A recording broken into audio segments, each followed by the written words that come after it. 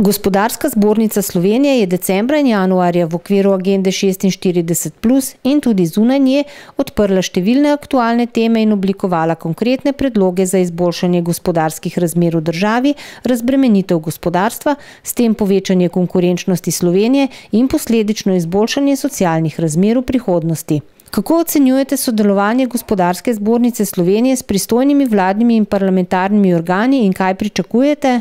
Dosedanje sodelovanje z Ministrstvom za gospodarski razvoj in tehnologijo, tudi z Ministrstvom za finance in še nekaterimi lahko ocenimo kot sodelovanje na boljši poti, kot je bilo doslej. Vsekakor si pa močno želimo, da ne glede na to, kako se bo sedanja politična kriza izšla, da to, kar smo postavili kot ključne prioritete na področju zakonodaje, podzakonskih aktov, da bo to ostalo kot izziv za realizacijo vsaki vladi, ki bo delovala naprej.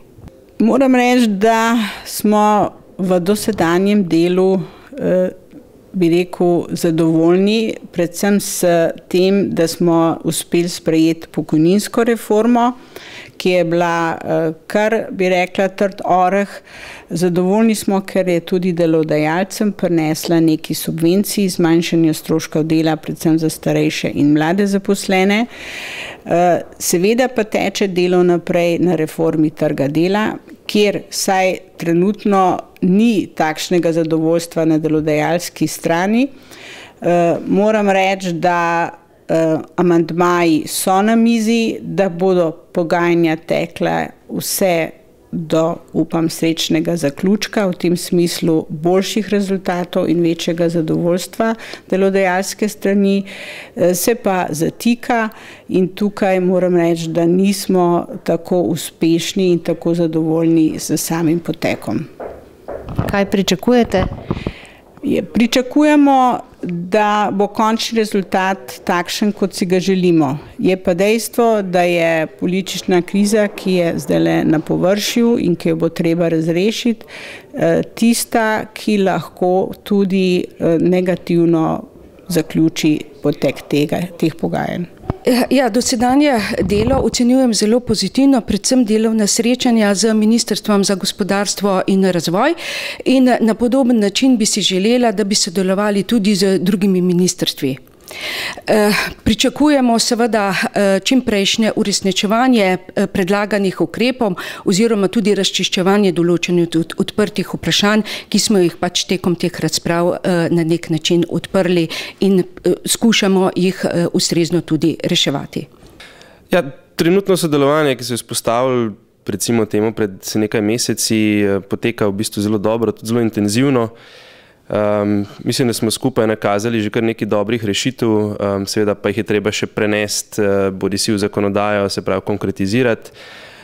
Hkrati se pa seveda še vedno odprta številna druga vprašanja, za katere pač Gospodarska zbornica meni, da so nujna in jih je treba v zelo kratkem času tudi sprejeti in operacionalizirati. Glede na trenutne razmere, predvsem politične, ocenjujemo, da seveda na sam potek recimo teh naših aktivnosti skupnih ali pa samostojnih to ne sme vplivati. Menimo, da je trenutna situacija v gospodarstvu takšna, da si seveda ne more privoščiti nekih dodatnih zastojev. Zato je seveda kakršnakoli aktivnost tudi na strani pristojnih organov, se pravi ministrstev, drugih institucij, se pravi Državnega zbora, vlade, nujno potrebna tudi zato, da seveda te zelo dobre in seveda zelo konkretne ukrepe, ki jih je Gospodarska zbornica tudi predlagala, skušamo spraviti v življenje.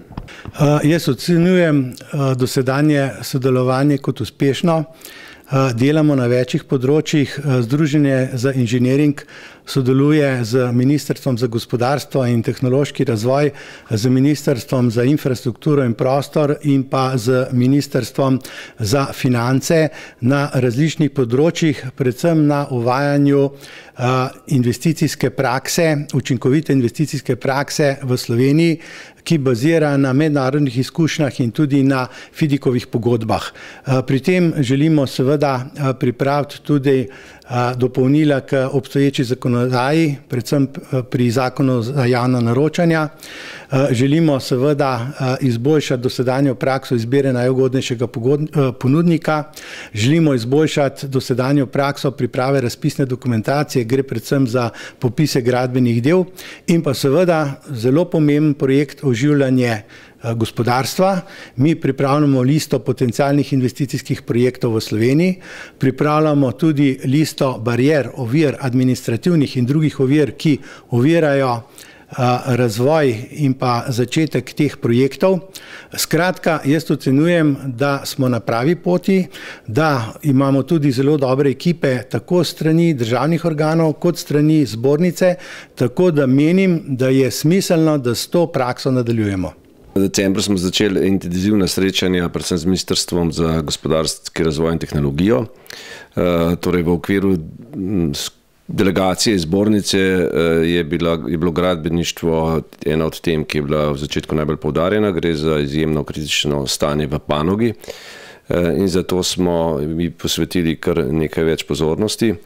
Rezultati so se nekako že začeli kazati v januarju z nadaljevalnimi sestanki tudi z drugimi pristojnimi ministrstvi. In tukaj mi želimo na zbornici izpostaviti predvsem položaj panoge v smislu njene umestitve torej v naš celoten sistem delovanja, torej gre za pravni del javnega naročanja, kjer imamo še posebej velike težave, namreč podjetja v gradbeništvu so izpostavljeni ogromnim tveganjem v svojih projektih in dogajalo se v zadnjih letih, da so ta tveganja prevzevala predvsem podjetja.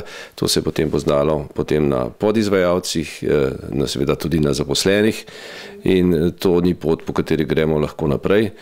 Zato tukaj posebej opozarjamo na to, da bi mogli spremeniti pogodbe, torej gre za pogodbe FIDIC, kjer so tveganja bolj pravično porazdeljena, gre za delovanje tudi sodišč, kjer zahtevamo namesto njih uvedbo arbitraže, gre tudi za tehnično dokumentacijo, ki je zelo slaba in seveda tu povzroča dodatno tveganje, gre tudi za sistem popisov, ki so ga nekako v zadnjih letih pravzaprav kar umaknili iz tehnične dokumentacije. In vse to je tisto, kjer sprožamo, torej, kar zahtevamo na srečanjih z pristojnimi ministrstvi. Vnaprej seveda si želimo, da se ta proces čim bolj intenzivira, torej čim prej, da pripelje do nekih rezultatov. To je